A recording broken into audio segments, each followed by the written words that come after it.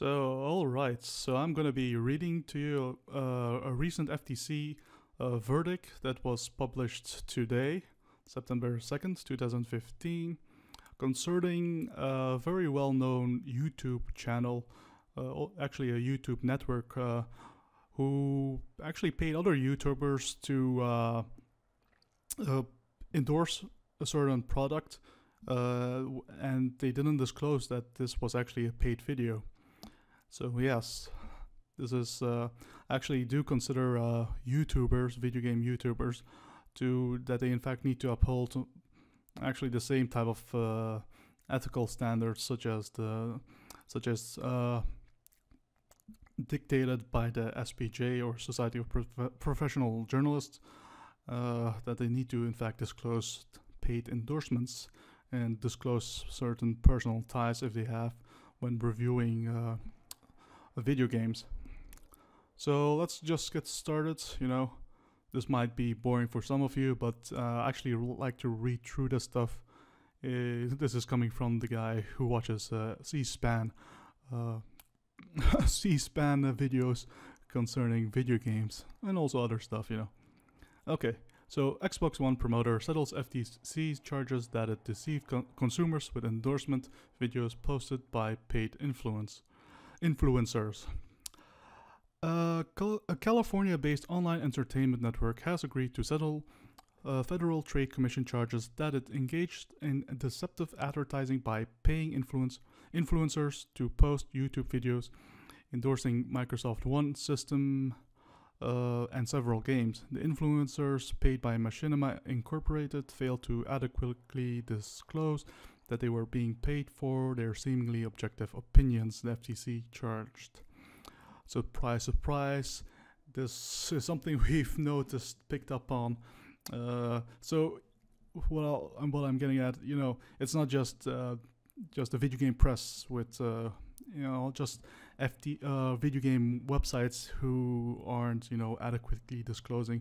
It also happens with YouTubers, shouldn't come as too big of a surprise, I guess, because who's actually kind of enforcing any type of ethical standards with very well-known video game YouTubers. So under the proposed settlement, Machinima is prohibited from similar deceptive conduct in the future, and the company is required to ensure its influencers clearly disclose when they have been compensated in exchange for their endorsements.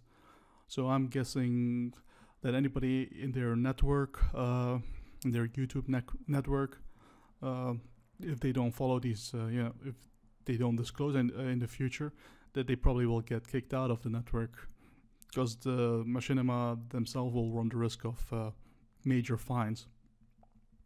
For those who don't know what Machinima is, they have a YouTube channel, but they're also known as a very large YouTube network. So what they do is they kind of they partner up with other YouTubers, and then they have a type of revenue sharing agreement. So let's see where I left off. Yeah, when people see a product touted online, they have a right to know whether they're looking at an authentic opinion or a paid marketing pitch, said Jessica Rich, director of the Bureau of Consumer Protection. That's true whether the endorsement appears in a video or any other media. According to the FTC's complaint, Machinima and its influencers were part of an Xbox One marketing campaign managed by Microsoft advertising agency Starcom MediaVest Group. Machinima guaranteed Starcom that the influencer videos would be viewed at least 19 million times, which is not a bad, which is a pretty impressive figure that they're promising these amount of views. But yeah, Machinima definitely can reach this amount reasonably easy, and this amount, 90 million views, 90 million times, kind of indicates the rise of importance of YouTubers as a way of influence people to purchase certain products. So in the first phase of the marketing campaign, a small group of influencers were giving access to pre-release versions of the Xbox One console and video games in order to produce and upload 2 endorsement videos each. According to the FTC, Machinima paid 2 of these endorsers $15,000 and $30,000 in producing YouTube videos that garnered 250,000 and 730,000 views, respectively. Wow, that's not a bad sum of moolah, wouldn't you say? If you consider Total Biscuit's average view count, if I just check over his last few videos, yeah, they average around definitely easily around the 250,000 views per video. So he could very easily reach that amount. So for top, well-known YouTubers like him, they could easily reach this inside of a week, or inside of a month. So in a separate phase of the marketing program, Machinima promised to pay a larger group of influencers $1 for every 1,000 video views, up to a total of $25,000. Machinima did not require any of the influencers to disclose they were being paid for their endorsement. I guess they would just do it out of their goodness of their heart, or out of ethical principles or something like that. But so $1 for every 1,000 video views.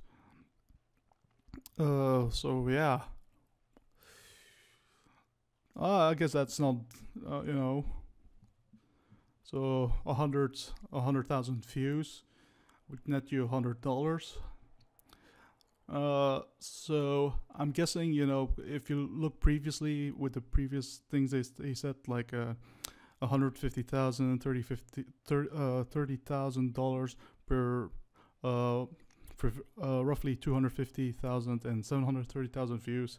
Yeah, I guess the YouTubers that got immediately the $15K and $30K amount, I guess they were paid more because I guess they were much more respectable or much more well known. I guess they have a quote unquote better brand than some of these minor or mid-sized video game YouTubers, and that's why they would get paid less, even though they might get the same amount of views. The orders, so yeah, one thing is interesting to comment on is if Machinima was able to pay these YouTubers that those amounts, then probably Machinima they got a whole lot more money from Microsoft to run this marketing campaign for them.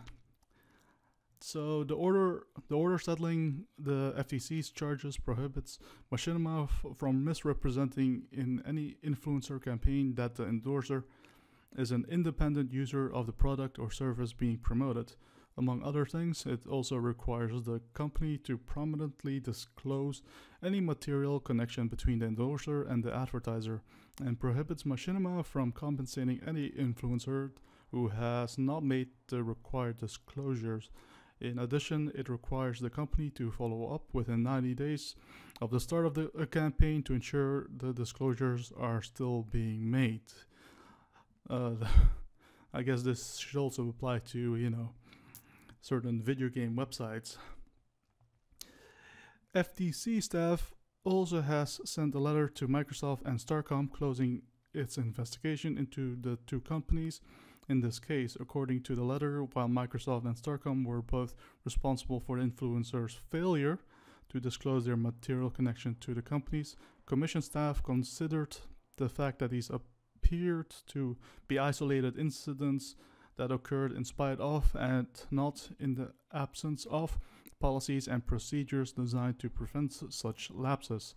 The companies are quickly required Machinima to remedy the situation after they learned that Machinima was paying influencers without making the necessary disclosures. Well, this is kind of interesting, since it's basically would show that even this would signal that marketers themselves can, in the worst case possible scenario, be held accountable if whoever they partner up with, let's say in this case Machinima or any other big YouTube network, or just directly with YouTubers themselves, that if they don't say to that YouTuber or to video game websites or any author that they need to disclose that this was a paid article or a paid video, that then they themselves can be held accountable to a certain degree, according to the FTC, apparently based on this paragraph.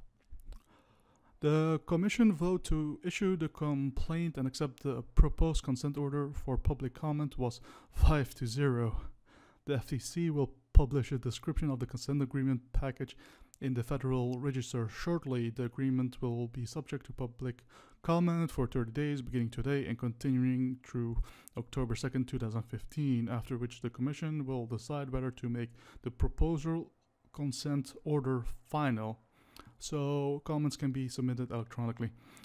So it appears that this is not really the final verdict, but they can still dispute it or add something to it or take something out potentially in the next 30 days. The FTC appreciates the assistance of the New York State Attorney General's office in bringing this case. The Commission recently issued updated questions and answers providing guidance regarding online endorsements and testimonials. Note, the Commission issues an administrative complaint when it has a reason to believe that the law has been or is being violated, and it appears to the Commission that a proceeding is in the public interest. When the Commission issues a consent order on a final basis, it carries the force of law with respect to future actions. Each violation of such an order may result in a civil penalty up till $16,000. All right. Well, a little bit commenting on the last part there, when they basically said they'll... Actually, the FTC doesn't really... Well, they have to. They are legally required to investigate any complaint. But, you know, as I have understood it from some people, you know, coming from the marketing world, who have been there for, you know, a very long time, that the way the things go is really once the FTC only pushes things through once they received enough complaints. In fact, there's like this invisible ceiling, and if you imagine one complaint being a piece of paper, once it reaches that piece of paper, then that's when they seriously kick in. I don't know, I can't say if that's for certain, you know. And then usually a young attorney, a young ambitious prosecutor or politician usually will go, yeah, you know, come on, give me give me a case that has been getting a lot of complaints recently to make, usually they want to follow through with this to make a name for themselves. But yes, what can I say about this this FTC report? Yeah, nothing. It's good, you know. YouTubers should disclose when they upload videos that have been paid for, that these are endorsement videos. Total Biscuit did a recent video on this, on the FTC guidelines on how how YouTubers in general should disclose any type of personal ties, personal conflicts of interest, and if their content was paid for by a third party. That disclosure should actually appear in front, right in the beginning of the video, and also beneath the video in the description section. So the description, just posting the disclosure in the description section isn't enough to meet the FTC requirements of disclosure. I'll post that link to Total Biscuit's video below this video. It's I recommend that everybody should watch that. It's about 15 minutes long, and it's good. It summarizes these FTC guidelines very succinctly. So yeah, I don't really have much more to say on this. I'll keep this bookmarked for later, as they will potentially, if there might be potentially changes being made or updates concerning this. And one thing I've been noticing is that video game websites such as Kotaku, Polygon, Game Politics, I think also they're actually reporting on this story. Ironic enough, if it's if it's one of their, if it's a video game website who haven't who aren't disclosing properly, then that's something they won't report on. But when it's a YouTuber or a very well-known YouTube network, then they'll freely report on their indiscretions. It's the weird relationships, the competitive relationships between YouTubers and typical video game websites, who are actually kind of declining in their importance to influence gamers to buy, games. All right, so that was it. See you next time.